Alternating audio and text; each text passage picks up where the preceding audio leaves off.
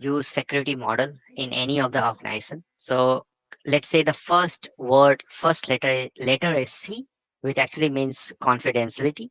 So it means that we ensure that only authorized individuals of the systems, authorized individuals or authorized system have access to the sensitive information. And our work is that we prevent any unauthorized access happening to those data. Okay. Now the next term, which is called I, the letter is I, which stand for integrity. Yeah, Like, yeah, sorry. So are you sharing something like regarding CIA? yeah. Not right now. Not right now. I'm not sharing right now. It's Okay. now in the same slide. Okay. Okay. Yeah, yeah, yeah. But um, let me just share something. Okay. Okay. So there are certain terms which I'll be kind of sharing, which I have not kind of put up on the slide directly, just to kind of not to increase the length. I'll be kind of discussing that. But if there are any figures that is needed uh, to kind of explain you guys more, those are already on a slide, which I'll be kind of discussing. But if there are any other terms which you guys needs to look at in more details, which may not be present on the slide, you guys can always kind of let me know, and we can obviously kind of quickly open up on the Google. We can quickly kind of get the latest data, and kind of I can kind of quickly discuss about that. So right now, let's say I was discussing about CIA, which is confidentiality, integrity, and availability. So confidentiality, which I already mentioned, it is just an act to ensure we only allow authorized individual or system to access a data. Okay. Integrity is actually means that we protect, as a SOC team, we protect the accuracy and consistency of the data, making sure that that data has not been tampered with. So let's say you are let's say there are two employees in the company, and the two, let's say one is CEO and one is CTO of a company, and the CTO is transferring some data out to the CEO to have a look. So if there's an attacker, what they can do is that the data they can kind of what they can do is they can change the data. Okay. On behalf of the CTO, let's say for an example over here, uh, which CTO might not be knowing, and the CEO, as an example, will get a wrong data, and they can kind of take a wrong decision based out of that. So as a security operations team, one of the core objective of us is also to kind of maintain the integrity of the data, that we don't allow any unauthorized modification to the data in transit between the whole company network. Okay. And the last and important thing is availability. And I will say why it is very, very important is that kind of I have seen a lot of like security team guys who are kind of overcautious. What they do is like they do specify they do kind of work on confidentiality and integrity, but they forget about the last part, which is very important, which is availability. So what is availability? Availability is something which is kind of guaranteeing that information and systems are accessible to authorized users when it is needed without any significant delay or disruptions. Okay. So let's say for an example, you are kind of handling a cybersecurity attack where there were certain ransomware, where there's a ransomware that got executed and encrypted all the files. Okay. So over there, one of the core important point that SOC team needs to implement is that it is not just that you remove the ransomware from the system, you contain the ransomware attack, but what you also do, you make the system available for the other employees to use.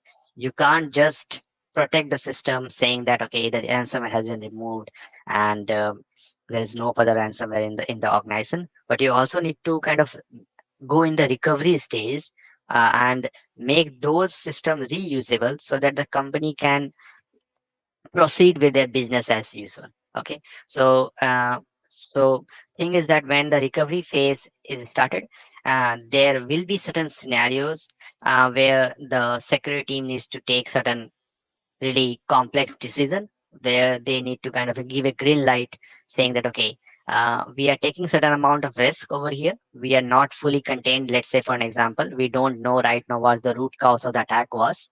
It's still investigating, but we can't let company incur losses just because they're one of the core system. Let's say one of the server which is handling the ATM transaction is down. We can't let that happen. Okay, we need to take a decision which is balanced, where we also doesn't allow the attacker to again attack the system, but we also have to kind of make certain decision by which we can make that system up so that the business is able to kind of continue their uh, business as usual. So these are three terms which is very important, which is confidentiality, integrity, and ability. Okay. Now moving forward to the next topic today, and let me just go to that. So now I will kind of give a quick introduction. Okay, what I mean by blue team. What does blue team means in an organization?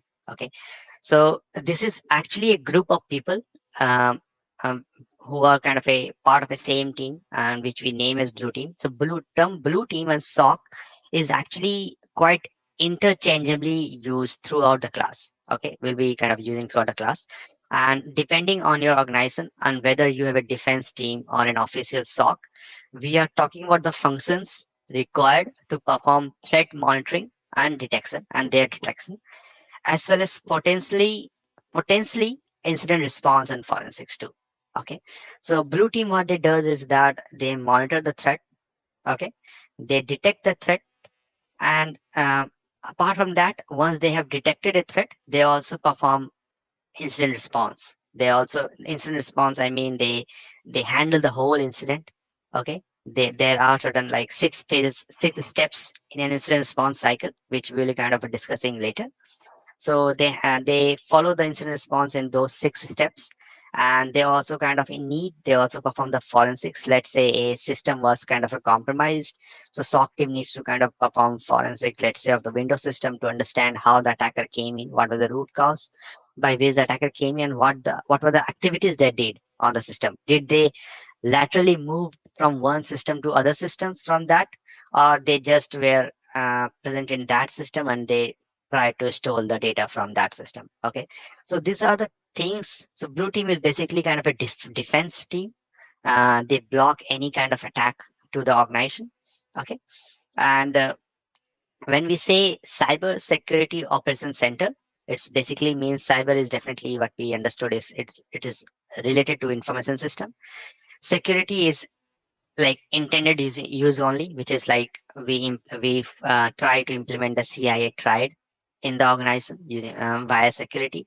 Operations is our ongoing performance, like how we implement the CIA tried in the company, which is maintaining the confidentiality, ability, and integrity and ability in a team. And center is basically a hub or nexus. Let's say one core team sitting in one place, handling the whole cybersecurity operations of that company. So that's what kind of a cyber SOC team refer to. And the blue team, so there are different kind of terms for that in different organizations. So but it basically means the same thing. So one company may say their blue team has termed them as SOC. The other team might kind of term them as ISOC, CERT, or CCERT, or DART. So DART basically the Microsoft. So what the SOC team that they have, they basically don't call it SOC. They call it DART. And what I recall, the DART means D stand definitely for detection. So I think it's detection and response team. Okay. But overall, what terms the company uses, it's overall is always the blue team. Okay. So you can either call it SOC, DART, or CERT, or CCERT. Okay. So the thing is that one of the tasks of blue team is basically to also include self-assessment functions such as vulnerability assessment and penetration testing. So all these things come under blue team. So anything that is related to protecting the organization, it's always kind of blue team.